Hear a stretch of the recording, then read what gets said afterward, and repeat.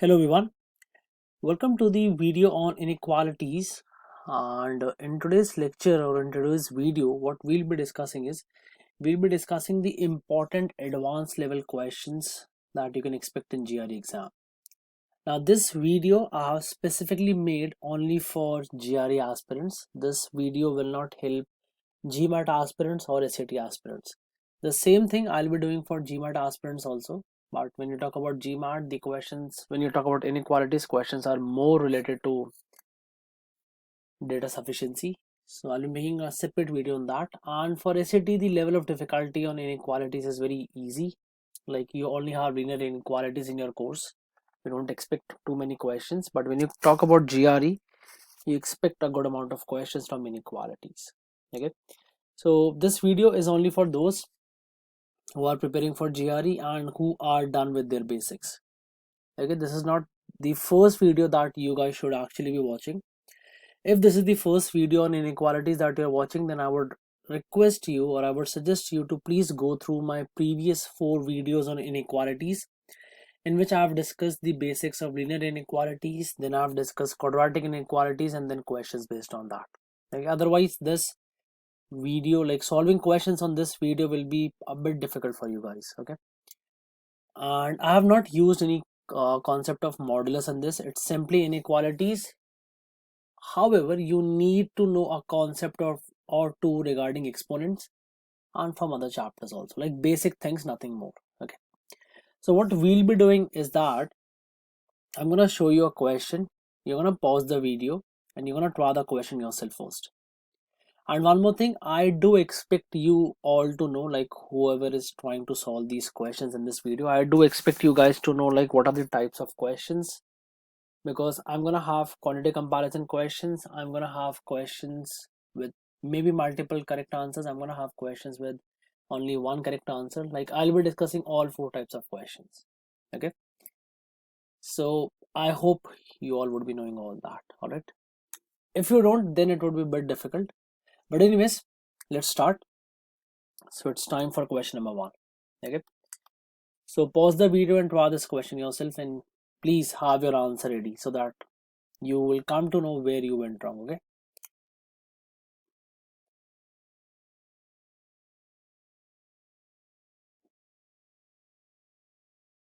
all right, let's try this one. So this is a quantity comparison question. So the information given to me, or the fact given to me, is that P is greater than Q. If P is greater than Q, can I write this as P minus Q will be greater than 0? Or I can also rewrite this as Q minus P will be less than 0. In the first case, I have subtracted Q on both the sides. In the second case, I have subtracted P on both the sides. Now, whenever we subtract, the sign of inequality does not change. So P minus Q will be greater than 0, or Q minus P will be less than 0. Now, using this, I'm going to analyze my quantity A and my quantity B. So my quantity A is Q minus P. Now Q minus P is negative for sure. So this quantity is negative from this conclusion. Quantity B is P minus Q cube. Now I know that P minus Q will be positive, so it's positive Q. Now we all know that positive Q will be positive, so this will always be positive. This will be negative, hence your simply answer is option number B. Hence your simply answer is option number B. Okay, so whenever you get a quantity comparison question, the fact that is given to you in the question, try to evaluate that first. Try to evaluate the fact and then try to figure out relationship between the two quantities. Don't just simply start solving the two quantities. Okay, and please do not consider any values whenever you're like solving questions on inequalities. Specifically for inequalities, please do not take up like, let me take P to be 4 and Q to be 3. Please do not do that. There will be like multiple cases and you can't take all the cases. It's not possible. Okay, all right, anyways, let's move on. So pause the video and try this question number 2, please. And this is maybe a multiple correct, because you can see these square boxes on options. So whenever you have square boxes on options in GRE, then it's a sign that you may have more than one correct answers. Okay, you may have, not necessary, but there's a possibility. Okay, so go ahead, try this question.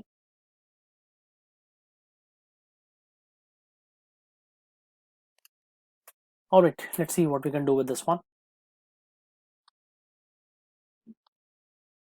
So if AB is less than 0, then which of the following is definitely true? Okay, so if A into B is less than 0, then I'm gonna have two cases. One is A is positive, B is negative. Second is A is negative and B is positive. Now whatever will be my answer out of A, B, C, D, E, or if all of them are my answers, then the answer has to satisfy both the conditions. Then the answer has to satisfy both the conditions. Because if AB is less than 0, then either one of them is positive and the other one is negative. Alright. So let's see. The first one says A by B is greater than 1. Now if I say A by B greater than 1, so can I say A by B should basically be positive? And let's not go by options also. Let's conclude it from the results that we have obtained. Whether I talk about A by B from here or whether I talk about A by B from here, can I say this here it's negative and this also is negative? Because one of them has to be negative. One of them has to be negative. So is it possible that A by B will be greater than 1? Is it possible for A by B to be greater than 1? No, it's not possible. Because one of them is negative. So the result will definitely be negative. The result will definitely be negative. So A is out. A is out. A is out. A cannot be my answer. Alright. I'm holding B as of now. I want to discuss this in the last. This is an important option. And you guys will have confusion when I'll be solving this one. So let's keep B on hold, okay? Let's come to C. C says again A by B greater than 0. Now is it possible A by B to be greater than 0? No, it's not possible. Because of course they both are negative. A by B is negative in both the cases, whether A positive B negative or B positive A negative. So C also goes up. C cannot be my answer. Option C says A by B is less than 0. A by B less than 0. Can I say A by B less than 0? That means A by B will be negative. That means A by B will be negative, right? A by B will be negative. Now if A by B is negative, then that means option D is correct. Because whether you take A positive, B negative or B positive, A negative, in both the cases A by B will be negative. That's for sure. Hence option D is correct. No doubt in that. Option C says A is greater than B. Now if A is positive and B is negative, as given to me in conclusion number 1, as given to me in this conclusion, if I take A to be positive and B to be negative, then it's sure that A is greater than B. But if I take the other case that A is negative and B is positive, if I take the other case that A is negative and B is positive, in that case it will be exactly the opposite. So is this definitely true? E, no. E is not definitely true. Now let's come to case number B and try to understand this case. This case is very important. Okay, you will have doubts, you will have concerns in this case once I'm done explaining. So try to understand this case very, very, very carefully. The conclusion that I received,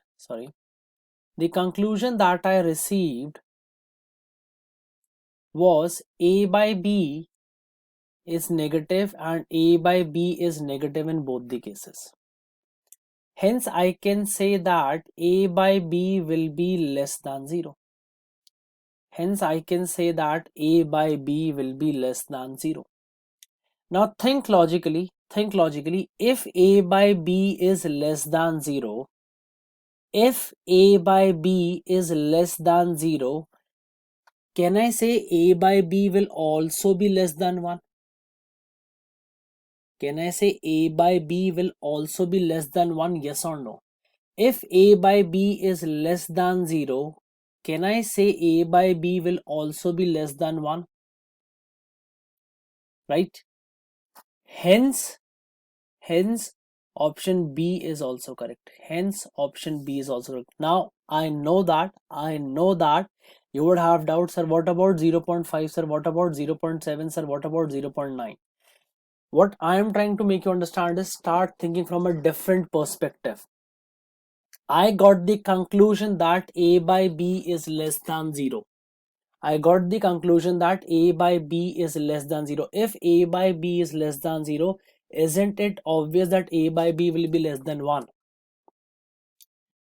When you think about 0.7, when you think about 0.8, when you think about 0.9, you're solving question with the help of answers or with the help of options. You're solving question with the help of options. I'm not asking you to do that. I am saying you figure out your own conclusion, and with the help of that conclusion you find out your answer. Now I am saying if A by B is less than 0, if A by B is less than 0, won't A by B will also be less than 1? Won't A by B will also be less than 1? It will be less than 1, right? It will be less than 1. That's why B is also correct. That's why B is also correct. Okay, because A by B is less than 0, hence it's also less than 1. Let me give you one more example. You will have questions like these in your exam. Let's say suppose you solve some inequality and you get that result that x is greater than 3 and x is less than 9. Okay, you solve an inequality and you got the result that x is greater than 3, x is less than 9, and you have 4 options.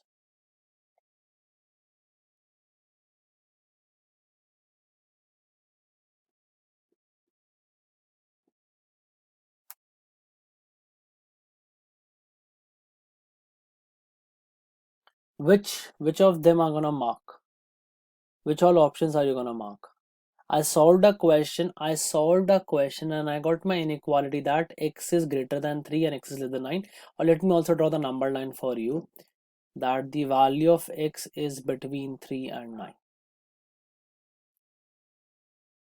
The value of x is between, because it says greater than 3 and less than 9, that means these are the values. So my question is simple. Which of the 4 options are you gonna mark? Which of the 4 options? Now again I have square boxes, so think about it and then answer. So your answers are all the 4: A, B, C and D. Now understand why. I am saying my answer, once I have solved the parent equation, once I have solved the question, okay, once I have solved the question, the information given to me in the question stem, I got that x is greater than 3 and x is less than 9, which means all values of x between 3 and 9, all values of x between 3 and 9 satisfy my inequality. All values of x between 3 and 9 satisfy my inequality. Now can I say all the values of x between 3 and 9 are greater than 0? All values of x between 3 and 9 are less than 10? All values of x between 3 and 9 are less than 9. All values of x between 3 and 9 are greater than minus 9 also. Okay, now when you talk about option number A, you'll be like, sir, what about x1, 2? See, again, your perspective is different. I am asking you to think from question's perspective. You are calculating x with the help of information given to you in the question, right? You're not using options and then trying to find out whether this is correct or not. No, the process is you're supposed to solve the question, you're supposed to calculate the value of x from the facts given to you in the question and then use that in order to figure out what will be your answer. So I figured out from my question that x is between 3 and 9, which means all values of x, no matter what happens, all the values, whichever value of x you take between 3 and 9, any of that value will be greater than 0, any of that value will be less than 10, any of that value will be less than 9, any of that value will be greater than minus 9. Now let's say if there had been another option, let's call that option number E, and it says x is greater than 5. Now then this would have not been the answer. Why? Because not all values of x, not all values of x that you have figured out, not all values of x that you have figured out are greater than 5. There are some values of x which are less than 5 also. Okay, this is one very important thing that you'll get to face in the GRE exam. Be very crystal clear about which options you have to mark correct. Okay, all right, so let's move on. So pause the video and draw this question yourself, please. So this is a gradient question. Okay, so draw this one out, please.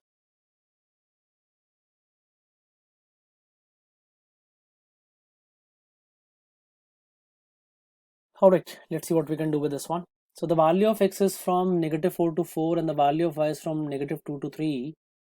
Find the difference between maximum value and minimum value of xy if, I think, x and y are both integers, not a x.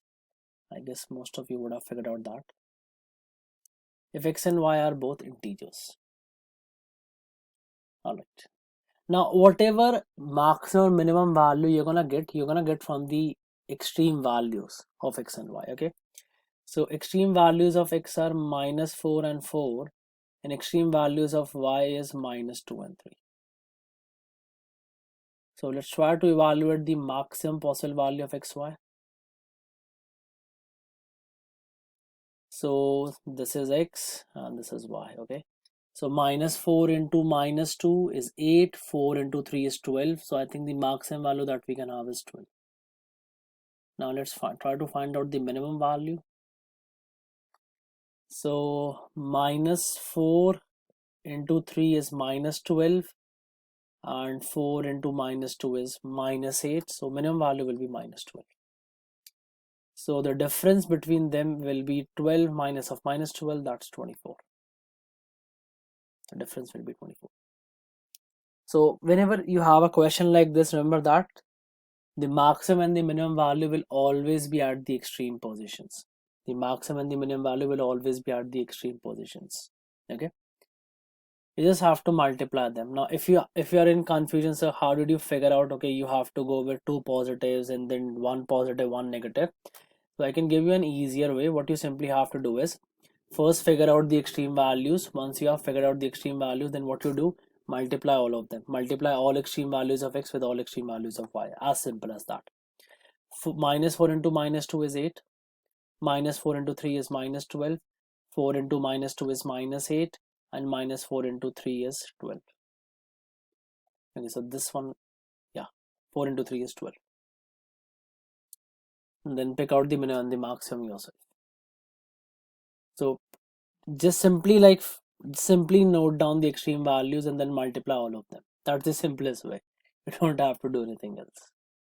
Okay, your extreme values, your minimum and the maximum value will always come from the extreme positions. It will always come from extreme positions, don't worry. All right, let's move on. So pause this video and draw this question, please.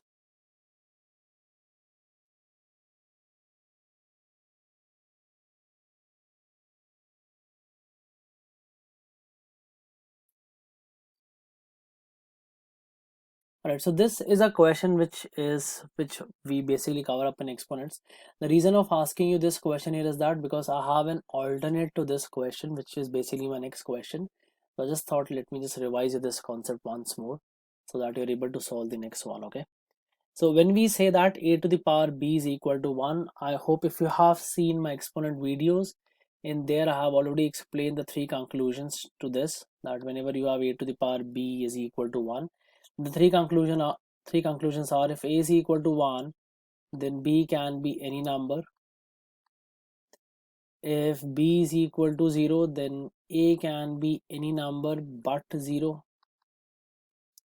And if a is equal to -1, in that case b has to be even. Then b has to be even. So a can be 1, a can be -1, a can effectively be any number but 0. So do you have a specific relationship between quantity and quantity b? No, because a can be negative, a can be positive also. A can be negative. If a is -1, then in that case quantity a will be greater. If A is 1, in that case, quantity B will be greater. So do you have a specific relationship? No, you don't have a specific relationship. So simply your answer will become option number D. Okay. So this was an easy one. Now what I want you guys to focus on is, I want you to try this question number 5. Okay. X to the power y greater than 0. So pause the video and try this question yourself, please. Alright, let's see what we can do with this one. Right. So inequality changes a lot of things, right? If I would have given x to the power y is equal to 0, then it would have been much easier. So x to the power y is greater than 0. If we are like unable to figure out all the cases, we just want to know like a relationship between y and 2. Okay. So our objective is to find the relationship. So my goal is that if my answer is D, that is relationship cannot be determined, then I should have like good amount of proof for that. Okay. I should have like cases in which the relationship between the two quantities, like in one of the cases quantity A is coming out to be greater, in the other case quantity A is coming out to be less than quantity B. So that will become my goal in that case. If I do not know all the cases, I'll try to figure out cases which will give me sufficient amount of information so that I can mark my answer as option number D and move on. Alright, let's see what we can do. So it says x to the power y is greater than 0. Alright.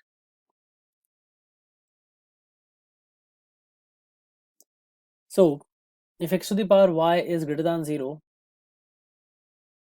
let's start with x being a positive number.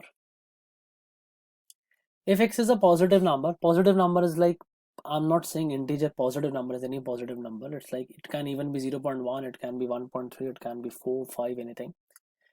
If I have a positive number, then I can take y to be positive, I can also take y to be 0, and I can also take y to be negative. I can take y to be positive, 0 or negative. Let me give you an example for all the three cases. It's important. Let's say, if I say, let's take x to be a decent value, let's take it to be 1.3 for example. Let's take it to be 1.3. Okay. For positive, let's take it to be 2. Then we have 0, and for negative, let's take it to be -2. If I'm gonna do 1.3 square, so that is obviously greater than 0. I don't have to give you any proof for that. Everyone knows that. If I do 1.3 to the power 0, we know that this will come out to be 1. This will come out to be 1 because we know that any number to the power 0 apart from 0 is always 1. If I make the power negative, then this will become 1.3 to the power -2, which is 1 over 1.3 to the power 2. Now this expression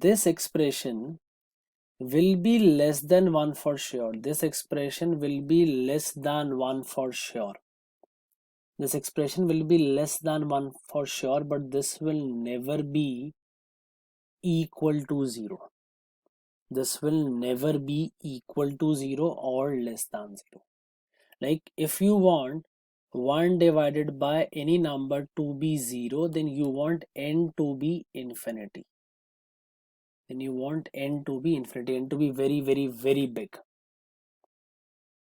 And if you want this expression like 1 over n to be negative, then in that case this n should basically become negative. Then this n here should become negative.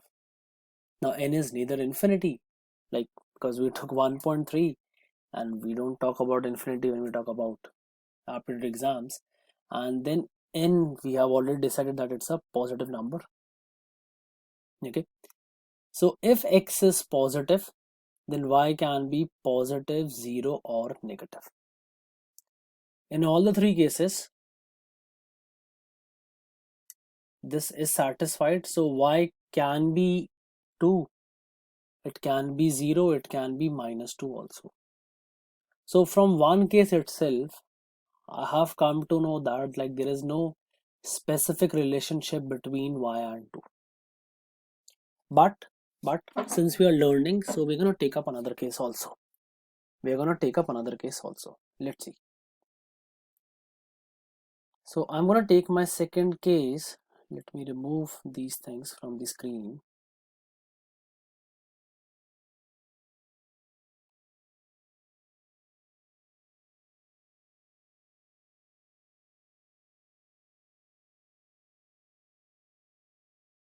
I'm gonna take my second case when x is a negative number. When x is a negative number. Now I want negative to a power something and I want it to be a positive.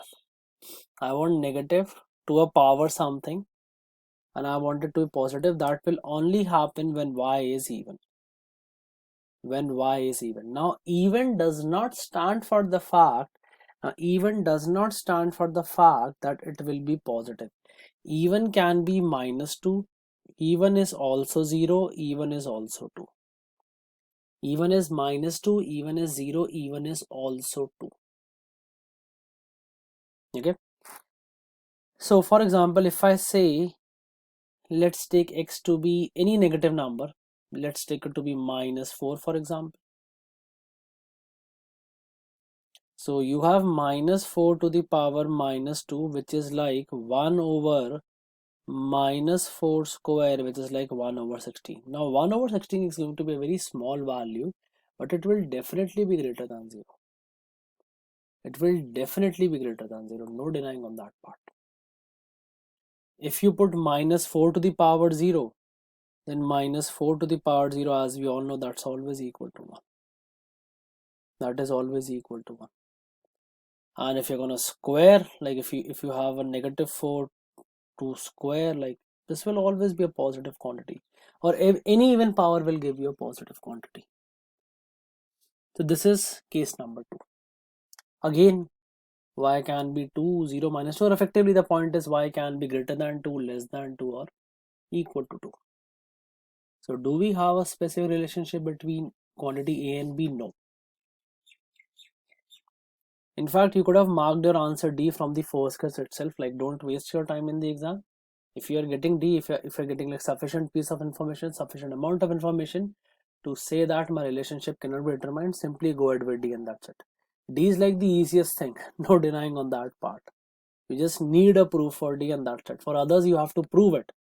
For D, if you get any 2 or 3 cases where you're able to prove that relationship cannot be determined, then it becomes a really easy question. Alright, I hope this question is clear to everyone. So let's move on. So pause the video and try this question yourself, please.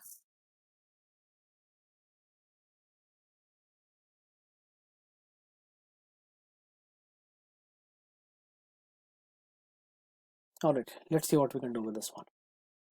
So I have two conditions. I have r less than 0, which means r is negative, and I have 0 over pq by r, which is less than 1.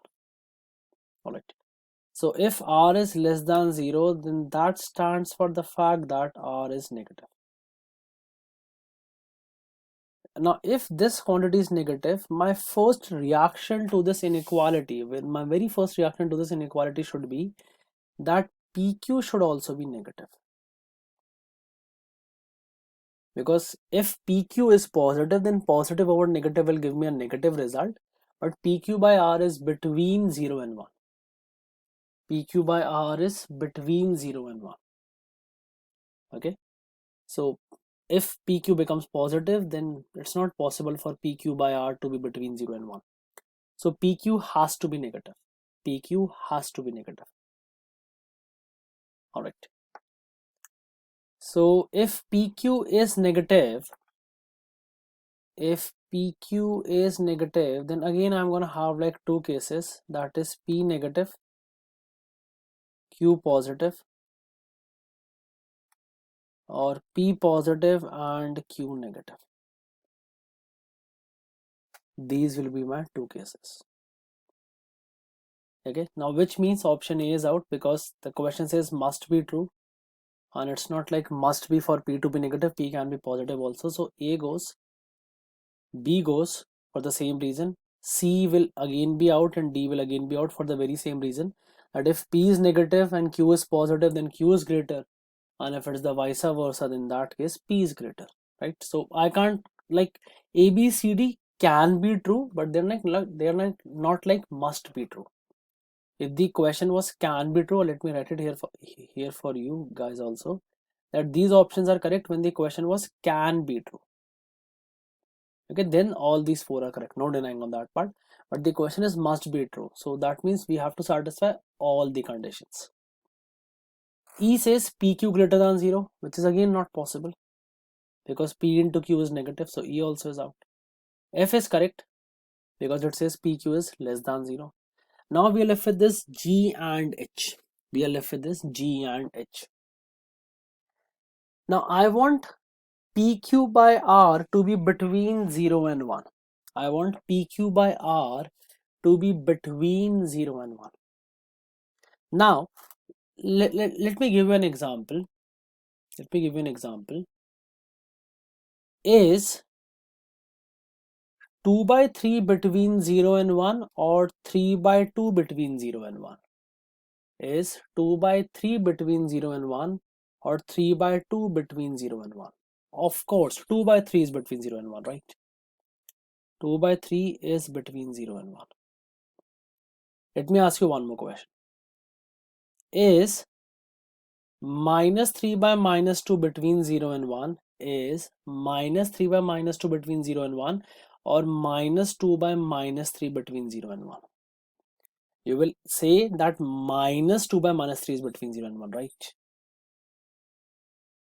Now observe, when you talk about both the numbers to be positive, this is the one, the first we took the positive case, then we took when both the numbers were negative. When the numbers were positive, then numerator is supposed to be less than denominator. Numerator is supposed to be less than denominator. Numerator is supposed to be less than denominator for the fraction to lie between 0 and 1. For the fraction to lie between 0 and 1. But when you go to the negative, it inverses. When you go to the negative, it inverses because minus 2 is greater than minus 3. Minus 2 is greater than minus 3. Higher the number in negative, lesser it is effectively. Or let me put it this way, bigger the number in negative, smaller it is effectively. Bigger the number in negative, smaller it is effectively. Minus 2 is greater than minus 3, which is greater than minus 1, which is greater than minus 5, and so on and so forth. And so on and so forth. So in this case, PQ has to be greater than R because PQ is negative. Because PQ is negative. PQ is negative, so PQ has to be greater than R. So your answer becomes option H and option G is out. And option G is out. Okay, so you just need to like develop those instincts, thinking habits, nothing else. That's the reason why I'm like doing this video. Because right, you are able to do your basics, you have solved questions on basics. Now it's time for us to move on. Okay, all right.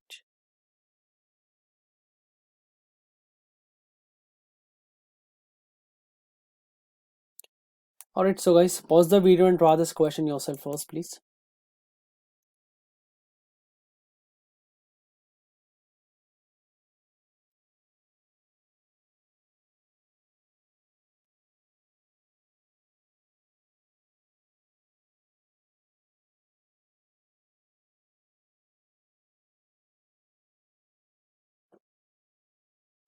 All right, let's see what we can do with this one.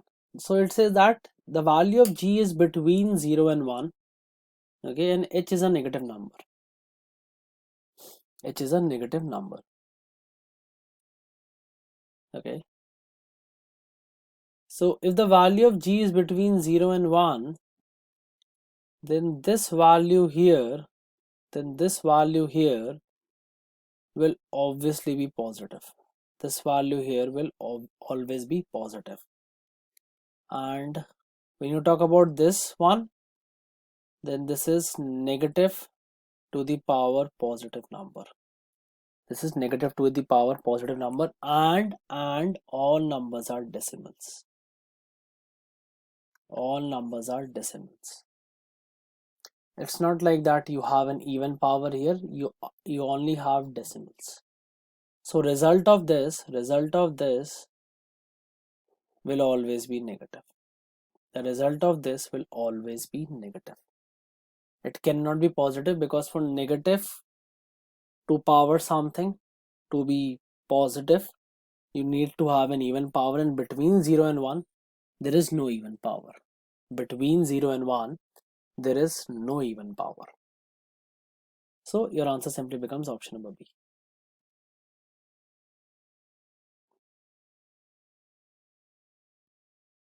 It's all based on logic.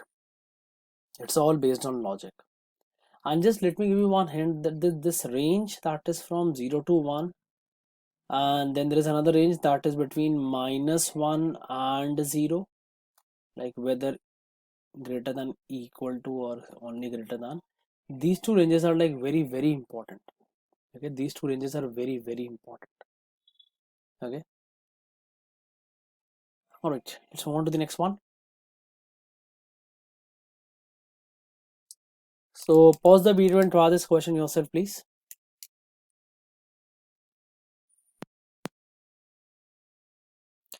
Alright, so this is a question based on quadratic inequalities. Alright, so let's see what we can do with this one.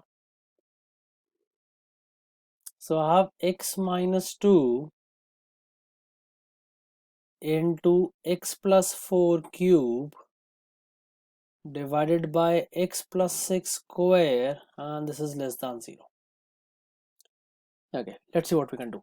Now, couple of things, like without simply jumping on the number line and plugging in the concept that we discussed, that the concept of critical point, like directly jumping to the concept of critical point, let's just analyze the question a bit, okay, before we do that. So I have an odd power for x minus 2, I have an odd power for x plus 4, but in case of x plus 6 I have an even power. Now when we were discussing exponents, I told you that whenever you have an expression, when we're discussing exponents, I told you that whenever you have an expression to the even power, the result of this is always greater than or equal to 0. The result of this is always greater than or equal to 0, which means it's not possible for any value of x when plugged in here to give you a negative result. This will never give you a negative result. This is like not possible at all. It's not possible, because it's a square power. It's 0 or greater than 0. It can never be negative. So basically the bottom line is that the question is all about x minus 2 into x plus 4 cube. The question is all about x minus 2 into x plus 4 cube, which is less than 0. Now you can use that critical point method. My two roots are -4 and 2. So if I'm going to put any value greater than 2, like for example 4, then the entire expression will become positive. So I'm going to put positive here, then I'm going to put negative here, and then I'm going to put positive here, because they are like odd powers. So you're going to have alternate signs. When you have even power, you have the same signs. We have discussed all those things in the theory part. Okay. So find the number of integer values between -10 and 10 satisfying the inequality above. So the integer values are like -3, -2, -1, 0 and 1. So you basically have 5 values. They could have asked you the sum also. They could have asked you to multiply all the possible values of x satisfying this inequality. Okay, it can be anything basically. It can be anything. So your answer to this question is simply like 5 values, nothing else. Okay, let's move on to question number 9. All right. So I have intentionally taken up this question. The reason being is that the conclusion to this question is like really important. Okay, the conclusion to this question is like really important. So pause this video and try this question yourself first. You don't get this question directly in the exam, but it has a wide range of applications. Okay, so you need to remember this. So pause the video and try this one.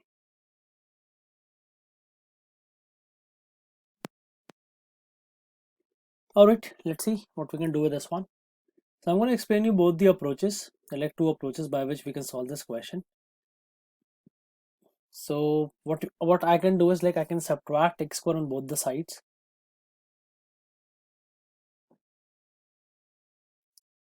and then I can take x common, and this will become 1 minus x is greater than 0. Now some of you may be thinking that, so if you have x greater than x square, why don't you simply divide by x on both the sides and simply say, okay, 1 is greater than x, which means x is less than 1, and that is my answer, right? Why can't we do that? Why haven't we done that? Why are you taking the longer route? The reason being is that we do not know here whether x is negative or positive. I do not know whether x is negative or positive. If x is negative and if I'm dividing both sides by a negative quantity, then my sign of inequality will change. So I don't want to make things complicated for myself. That's why I basically go with like addition and subtraction. Okay, so let's see. So x into 1 minus x is greater than 0. This is of the form a into b greater than 0. A into b greater than 0 basically means both positive or both negative. It means both positive or both negative. So let's say both positive. So both positive will basically mean x is greater than 0 and 1 minus x is greater than 0, which means 1 is greater than x, or a better way to write this as x is less than 1. So when both are positive, then x is greater than 0 and x is less than 1. When both are greater than 0, then you have x greater than 0, x less than 1. Now I want a value of x which will satisfy both my conclusions. So I'm going to draw a number line, 0, 1, x is greater than 0, x is less than 1. You can say that this will be your common region. This will be your common region. So from here I'm going to get that x belongs to 0 and 1, or x is between 0 and 1. But this is just the first case. Guys. Okay, this is just the first case. I have to take my second case also when both are negative. When both are negative, then x will be less than 0 and 1 minus x is less than 0, which means 1 is less than x, or you can say that x is greater than 1. Now you don't have to solve this, you need to simply use your logic. Is it possible for any value of x to be less than 0 and greater than 1? Is it possible for any value of x to be less than 0 or greater than 1? Sorry, less than 0 and greater than 1? No. How is it possible? It's not possible. So no conclusions. No conclusions. So if x is greater than x square, then the value of x which will satisfy is between 0 and 1. Now another way of solving this is, if I say x into 1 minus x is greater than 0, then again you can do it with the help of critical point theory, which we have discussed already. So the two roots will be 0 and 1. Greater than 1 positive, sorry, greater than 1 it will be negative, my mistake. If you're gonna put 2 in this, then it will be 2 into 1 minus 2, 2 into 1 minus 2, which will become negative. So this will be negative, this will be positive, and this will be negative. So the value of x which will satisfy again is between 0 and 1. It is again between 0 and 1. Okay, so the answer to this inequality is simply between 0 and 1. Now when you talk about this range 0 to 1, I want to revise this concept. When you talk about this range 0 to 1, always remember that in the range 0 to 1, higher the power, lesser the value. Higher the power, lesser the value, that is in the range 0 to 1, take any value between 0 and 1, it will give you that x is greater than x square, which is greater than x cube, which is greater than x to the power 4, and so on and so forth. X is less than x to the power minus 1, which is less than x to the power minus 2, and so on and so forth. For example, if you take half, for example, if you take the value of x to be half or 0.5, which is between 0 and 1, so if you take x to be half, then you can say that 1 by 2 is greater than 1 by 2 square, because 1 by 2 square is 1 by 4, which will be greater than 1 by 2 cube, which will be greater than 1 by 2 to the power 4, and 1 by 2 will be less than half to the power minus 1, which will be less than half to the power minus 2, and so on and so forth. Half to the power minus 1 will become 2, half to the power minus 2 will become 4. Okay, so this is a very important concept. This is a very important concept. Okay, now an alternate, or if you want to go to an advanced position than this for this concept, so let me give you one question. The value of x belongs to minus 1 to 0. The value of x belongs to minus 1 and 0. Arrange the following expressions in their increasing order. Okay, and let me know your answer in the comment box. Okay,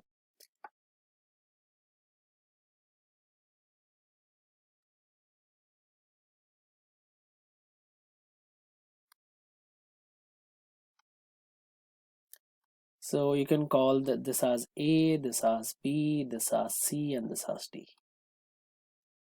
If the value of x is from minus 1 to 0, then arrange the following expressions in their increasing order. Arrange the following expressions in their increasing order. Okay, so try this and let me know the answer. Alright guys, let's move on to question number 10. Just 4 more questions for this video.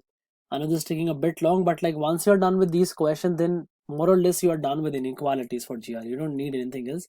Now you just have to practice and practice questions. Conceptually it's done, and usually the problem is that we know the concept but we are still unable to solve the questions. So I have made a video on that also now, so I think this would be sufficient. I feel that if you need something more, then obviously you can ask me, no problem on that part. Okay, so pause the video and try this question please.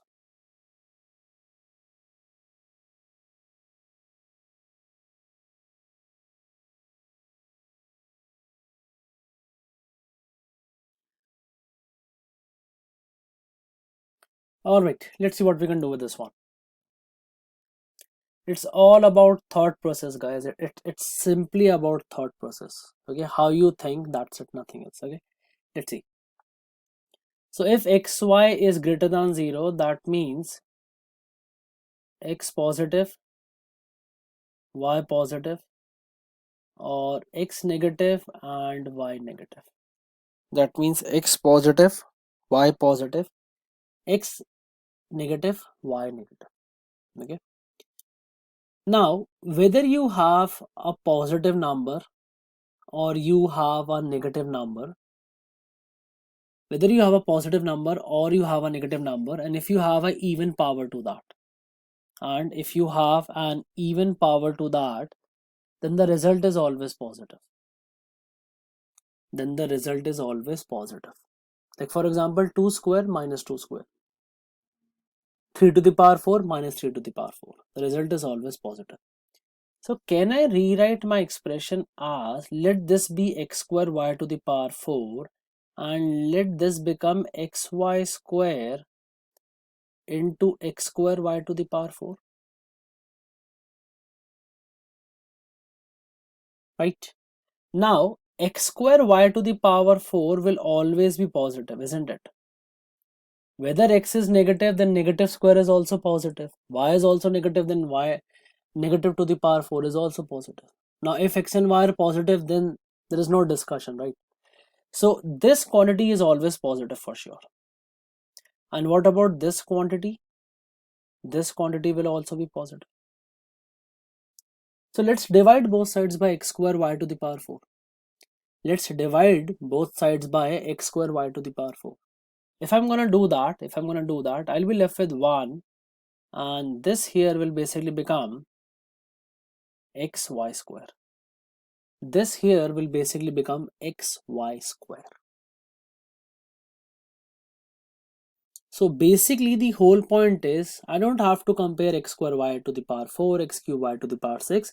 I'm here to compare x y square with 1.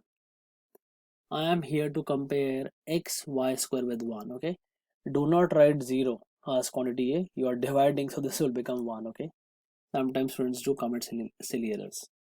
Okay, now again understand y square will always be positive. Y square will always be positive. Y square will always be positive. It's all about x. X can be positive. X can be negative. X can be positive. X can be negative. Now, if x is negative,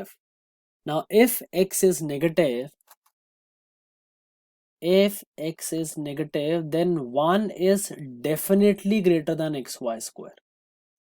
1 is definitely greater than xy square.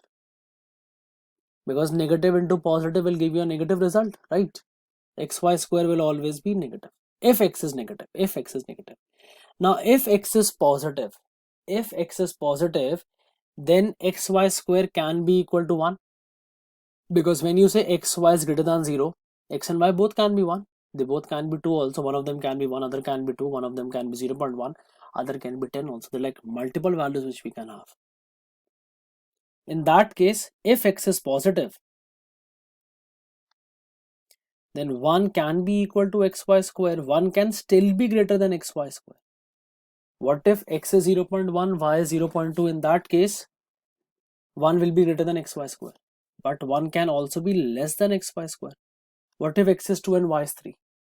What if x is 2 and y is 3? Right? So anything can happen again. Hence your answer becomes option number D.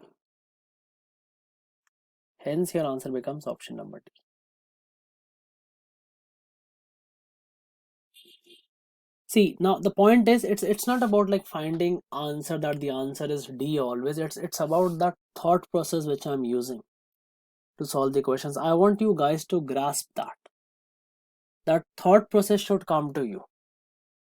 Once you have that thought process, then inequality becomes very easy.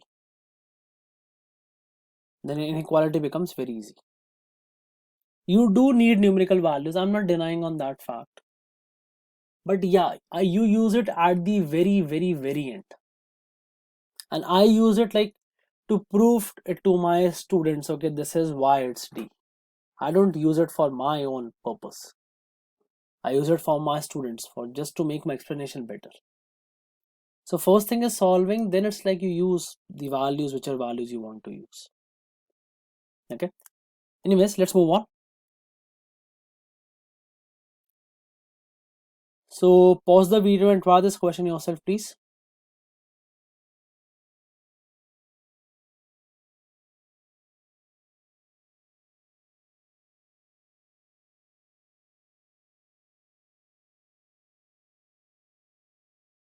All right, let's see what we can do with this one.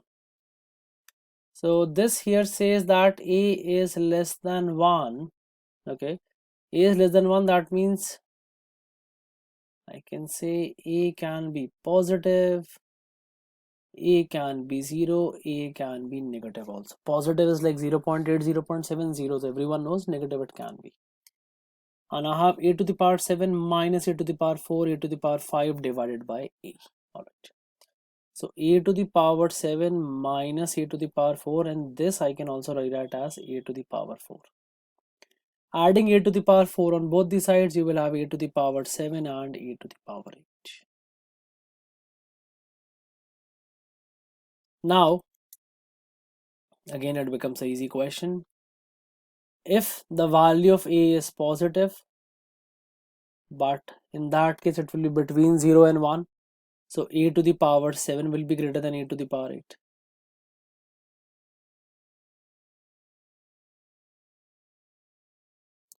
If the value of a is 0, then the two quantities are equal. And if it is negative, then a to the power 7 will be greater than a to the power 8.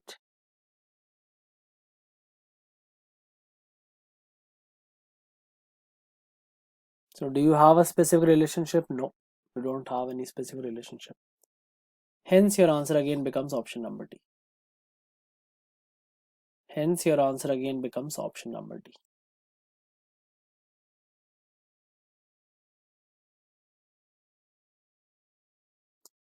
Okay, just one more thing. Okay, for negative a to the power 7 will be greater than a to the power 8. But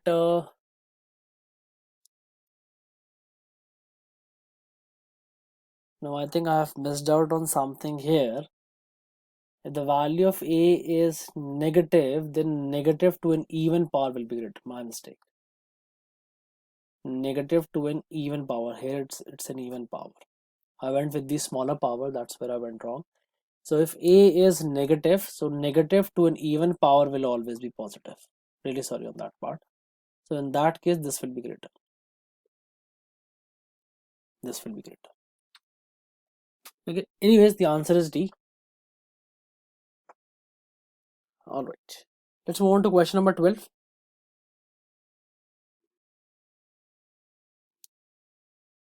So pause the video and try this question, please.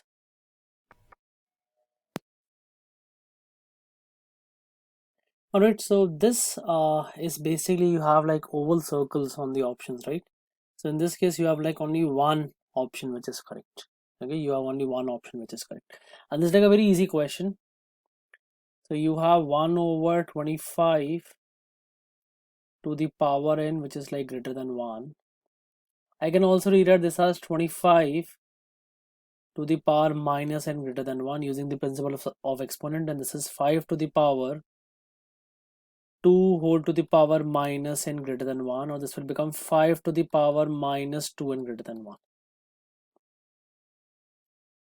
Now for this expression to be greater than 1, I just need to ensure one thing, that n should be negative, because if n is negative, then 2 minus of 2n will automatically become positive. And 5 having any positive power will always give you result greater than 1. Any root of 5, like even if you do like 20th root of 5, this will also give you a value greater than 1. Because for this 5 to the power anything to be 5, to power any number to be equal to 1, for that m has to be 0. Otherwise any positive root, any positive root of 5 will always give you a value greater than 1. So I just need to ensure one thing, that minus 2n should be positive, which means n should be negative. Now do I have n negative in any of the options? Yes, that's option B, and that will be my answer. Okay, if you take n to be positive, then it will be 1 over 25 to any power. Now this value here, this will always be greater than 1. This will always be greater than 1, which means this will become 1 over greater than 1, which will effectively be less than 1.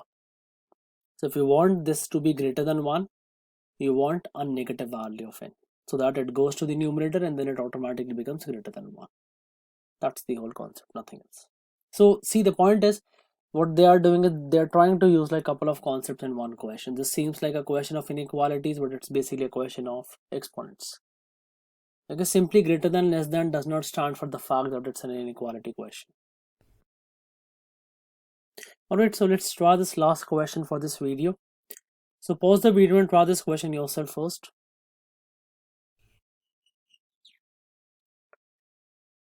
Alright, let's see what we can do with this one. X, y, and z are positive integers, and x is less than y, which is less than z, which is less than 10. Quantity A is minus 7, quantity B is x plus y minus z. Alright, so what I'm gonna do is I'm gonna add 7 on both the sides. if I'm gonna add 7 on both the sides, this here will become 0 and this here will become x plus y plus 7 minus z. The reason is that because why I did make one of the quantities equal to 0, because it's easier for me to compare the two quantities when one of them is 0. It's always easier for me to compare the two quantities when one of them is 0.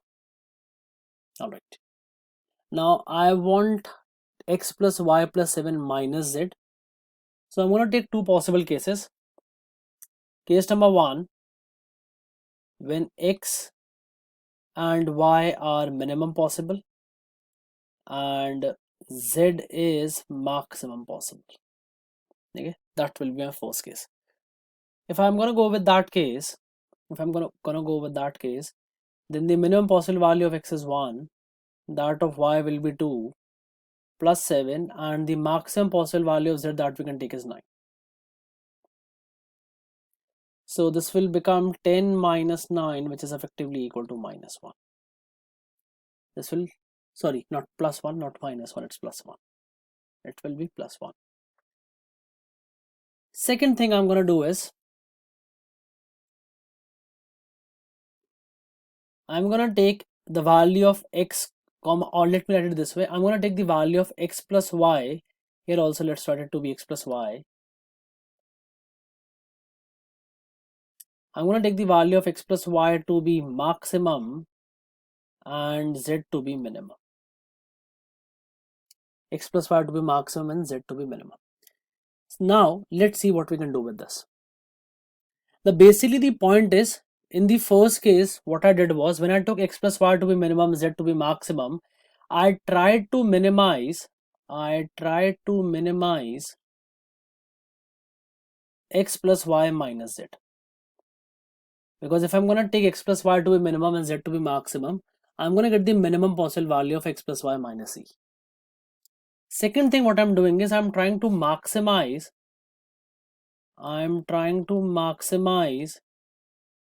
x plus y minus e. I'm trying to maximize x plus y minus e. Okay, so what can we do? I want z to be minimum, so I want z to be as close as possible to x and y. So let's do one thing, let's take all three of them to be consecutive integers. So z will become, sorry, x will become a, let's take x to be a, y to be a plus 1, and z to be a plus 2.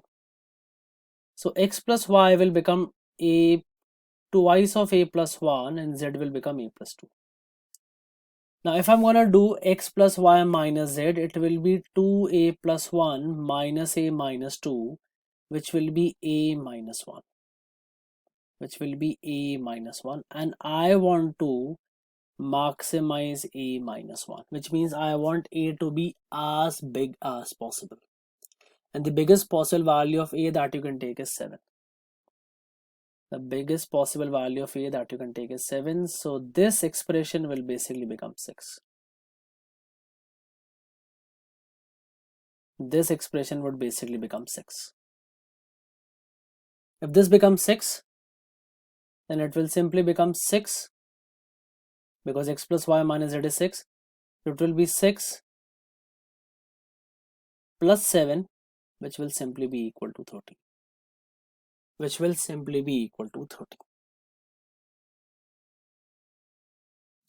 So as we can see, in both the cases,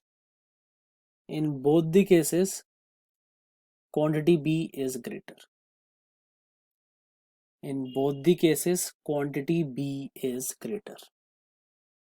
Hence your answer is option number B. Do not mark in this case answer as option number D. The answer is option number B. Second case was very critical. Okay. So these are the types of questions that you can expect in your GRE exam. I hope you have liked the video, the questions that I've taken up. So please do subscribe to the channel, guys, for more videos and exam related content.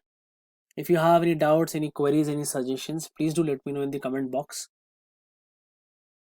And if you're looking for personalized classes, You can WhatsApp me or you can mail me. And thank you so much for watching the video. Keep watching and keep learning, guys. Okay, thank you so much.